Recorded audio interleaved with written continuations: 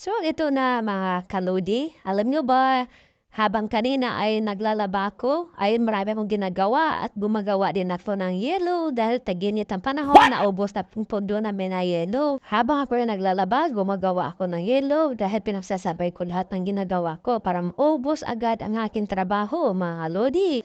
At ito lang mga lodi, payo ko lang sa inyong lahat na kung sino pang hindi dyan na na-invite sa mga tolls, bonuses, streamers at sunrails, maghintay lang tayo. At huwag lang tayo mantamad-tamaran sa pakipag-engage mga lodi at huwag ka lang waging tamad-tamaran sa pakipag at masipag-replyan sa ating mga kapwa content creator dahil yan ang sikretong tataas po ang ating mga views dahil masipag ka mga lodi. At pinakita ko lang sa inyo mga lodi ang aking ginagawa, no? Dahil sobrang dami talagang labahin, kit dalawa lang kami ng anak ko, pero pinakamaraming labahin dyan yung anak kong babae. Ako pa ilan nidanong naman yan, no? Napasaubo pa. So ito na po mga lodi, no? Sinasampay ko yan mga alas 2 ng hapon, pero importante dyan lahat ng ating labahin tapos na po yan. Sumasayaw pa si Inday dyan at naguhugas ng plato.